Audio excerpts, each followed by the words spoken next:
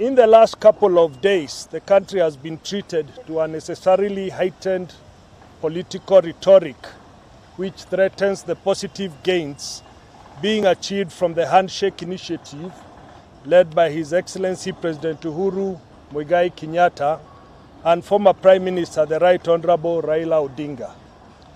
We national leaders who hail from Mount Kenya region would like to put the record straight on a number of salient issues raised in this pointless political discourse. 1.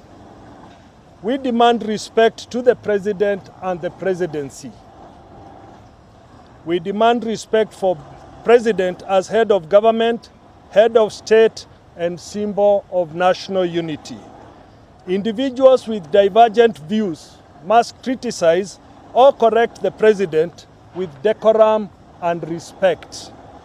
It is of paramount importance for individuals seeking the presidency now in the future to uphold respect for the office and the desire to occupy it in future.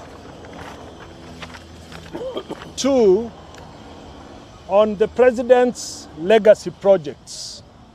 From the time he got into power in 2013, President Uhuru Kenyatta has committed himself doing everything in his power to better the lives of Kenyans in all possible way.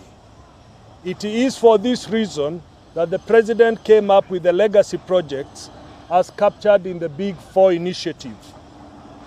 In the Big Four agenda of manufacturing, food security and nutrition, affordable housing and universal health care.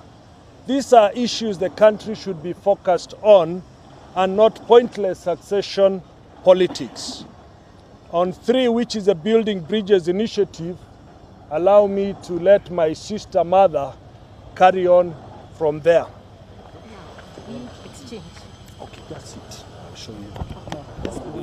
Okay. It's easier than moving them. Yeah.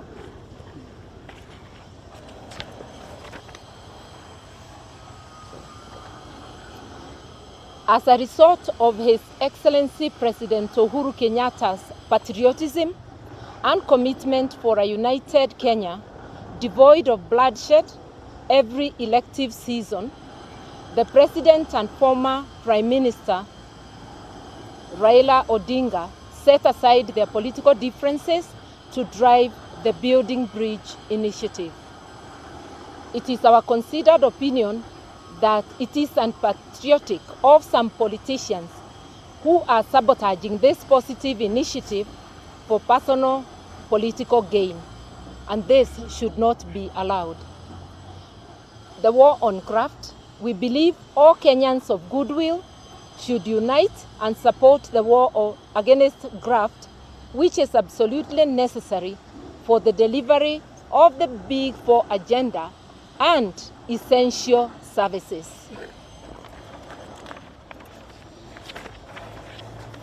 Let it be known to one and all that the war on graft does not target individuals based on ethnicity, political persuasion, or other nebulous criteria, and that corruption fights back.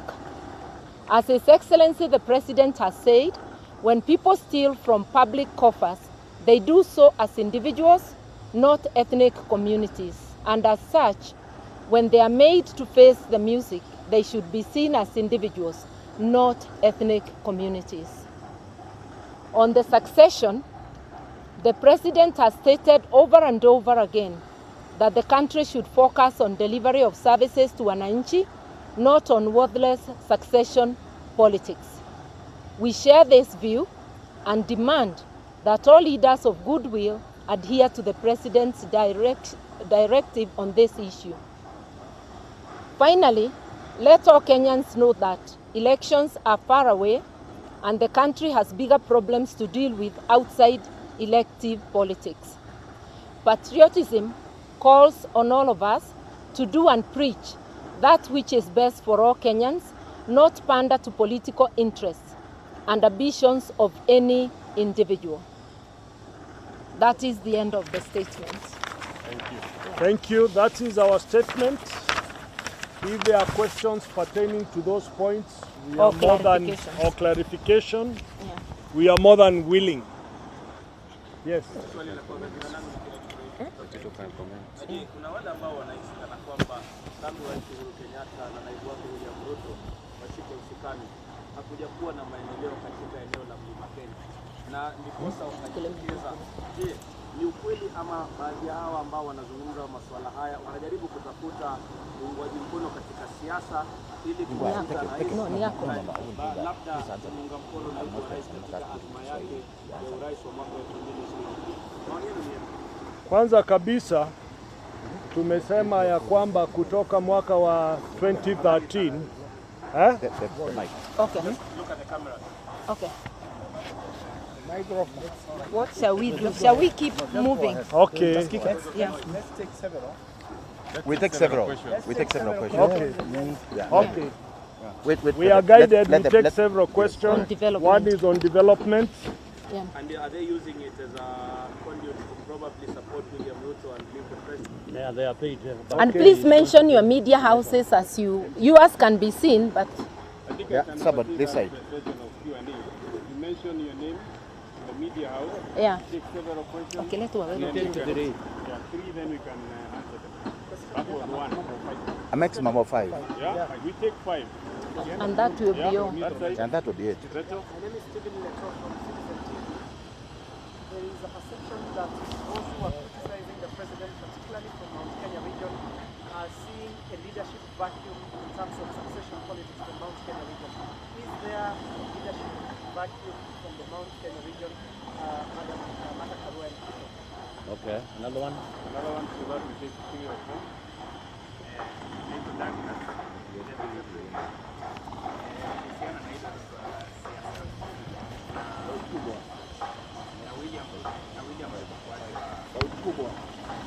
Tusikie vile unasema. Kuhusiana hilo suala la siasa na William Ruto kuachwa na Raila kuonekana kwamba yamekuwa nafasi kusikizwa sana ndani ya serikali. Je, inawezekana kwamba I can take the one of the vacuum, eh? Okay. The last one, the last No, question. we said 5. You take No, on the these are leadership four. vacuum. Those are 3. Criticism. Vacuum is taking. Politics you take. We are not repeating. This is not. Has anybody else? I'll take the vacuum. there was this forum that was used to be headed by Samira that time, now the senator, the Central Kenya Caucus. Yeah. Do you have such a plan that you have so that you can choose your agenda? Okay. One more. So one more, last one, then we can have Peter and Brother Okay.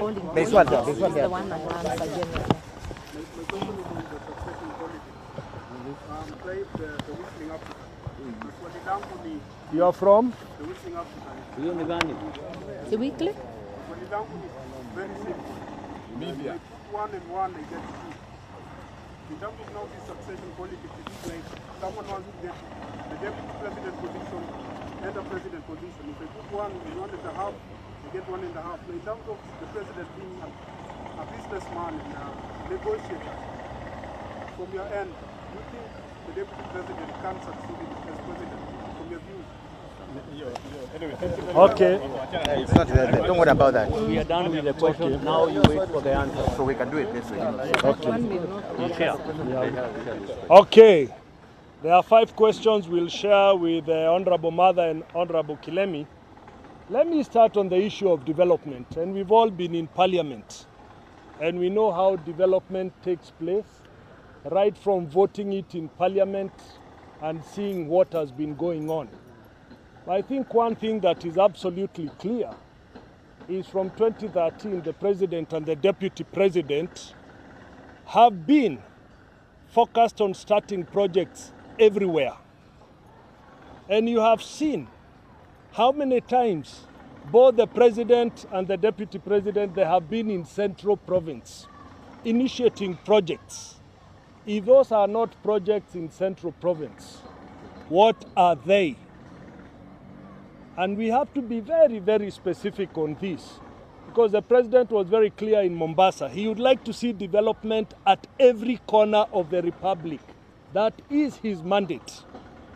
And therefore, I want to appeal, and we have a few of the current colleagues here, that they know the route towards development and how development is voted. The forum for discussing development and allocation is in Parliament. It's not in the executive. What the executive has done over the years is to go out there and open projects that have been initiated. We come from the Mount Kenya area, and we know what has been done. And I think some members of Parliament spoke about it yesterday. So let us also be focused on the real issues so that we can be able to discuss this subject with the sobriety that is required of it. The second thing is, we are saying there must be respect, even if there is divergent of views. We can address this thing with a lot of decorum, if there are issues that are there indeed. Now, on criticism and vacuum, let me allow Mheshimiwa Kilemi to do that.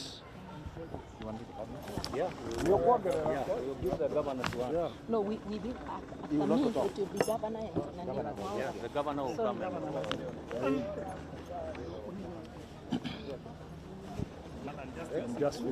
Yes, good afternoon. Yes, my name is Kilemi Muiria, former Member of Parliament, Tigania West, and former Assistant Minister for Education, Science and Technology. Let me talk about the issue about the vacuum, but more importantly, talk about the dangers of the miseducation that the Tanga team is pervading around. I think one of the problems with this team is that they are going around in the country telling the people that the president is doing nothing in the Mount Kenya region as a way of getting him out of his agenda of his four pillars of development, but also so that he doesn't fight corruption. So really, it's a diversionary tactic. This is it, and it is important, if anything, if a caucus has to be formed, it's a caucus to go educating the people about the real agenda of these people. Secondly, there is a team that's going around making it look like it's a Kikuyu Kalenjin matter. That is a matter about the Rift Valley. That if we don't do this, people will fight in the Rift Valley. This country is not about just the Rift Valley. There are so many other Kenyans in this country. This country is not about Kalenjins and Kikuyus. Just because they have produced president, the last 50 years, doesn't mean that they have an entitlement. And it is important to also educate our people that the more we accommodate other people, the more we make it possible for people to know that a Turkana can be president, a Mumero can be president, as a Borana can be president. I think this is the way we're going, and that's why we want to encourage the president to continue this fight, uniting the country, convincing every Kenyan and giving every Kenyan hope that it is possible, and that he cannot sit at State House and say, I am anointing so and so to be president, because he is the president of all Kenyans and he is the president of all communities that can produce a Kenyan president. Thank you. Let me also add on that point. How can we discuss a vacuum when the presidency has somebody, the deputy presidency has somebody, and they are both saying, let us tone down on politics and concentrate on development? Where does the issue of a vacuum arise? And that's why I would like to interrogate this. We have 3.5 years to go. We do not have a lame duck presidency. Take that to the bank. The third question on politics, Mheshimiwa Martha will dwell on the question that was asked. Okay, very, very shortly. I think we are trending on very dangerous ground where propaganda and fake news are taking over.